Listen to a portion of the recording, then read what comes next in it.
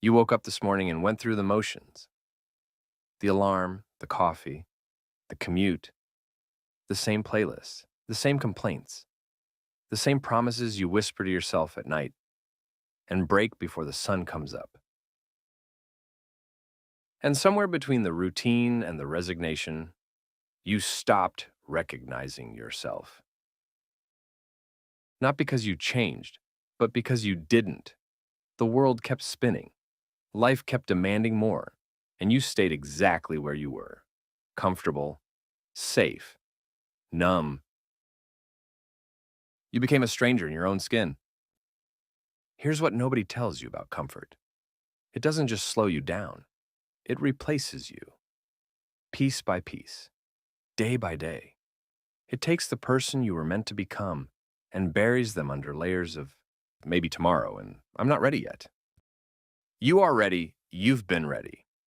The only thing standing between you and the life you keep imagining is the version of you that's too afraid to let go of the one you're living. Think about that. Really think about it. You're not stuck because the world won't let you move.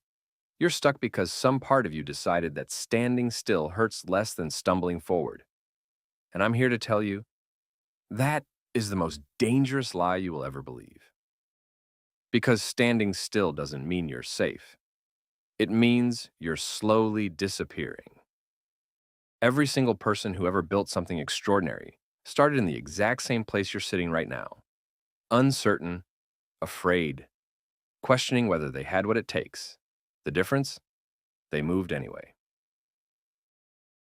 They didn't wait for motivation. They didn't wait for the perfect plan. They didn't wait for someone to give them permission or a sign from the universe or a convenient Monday morning to start. They just started. Badly. Clumsily. With shaking hands and a racing heart. And that messy, imperfect beginning? That's what separated them from every other dreamer who's still waiting for conditions to be right. Conditions will never be right. Read that again inside your mind. Conditions will never be right. The economy won't be perfect. Your schedule won't clear up. Your confidence won't magically appear one morning with your coffee. These are not prerequisites. They are excuses dressed in reasonable clothing. And you've been wearing them so long, you forgot they're not yours. So, here's what I need you to do. And I'm not asking. I need you to get brutally honest with yourself. Tonight. Not next week, not when you feel better. Tonight, sit down. No phone, no music, no distractions. And answer one question. Who are you becoming? Not who you wish you were, not who you tell people you are at parties, not the highlight reel you post online. Who are you actually, tangibly, measurably becoming with the hours you spend every single day? Because if you can't answer that, if there's silence where a vision should be, then that's not peace you're feeling. That's decay. And you deserve more than decay. I don't know your name. I don't know your story. I don't know what you've been through or what you carry when the lights go off. But I know this.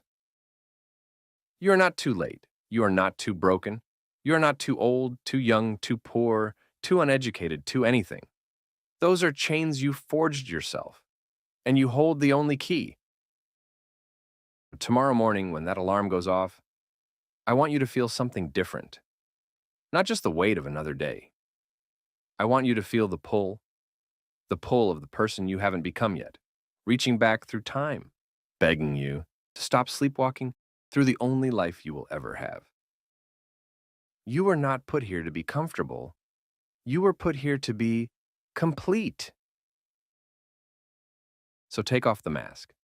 Shed the stranger's skin. Come back to yourself. The real self, the hungry self, the self that used to dream so loud it couldn't sleep. That person is still in there, and they're not waiting for the world to change.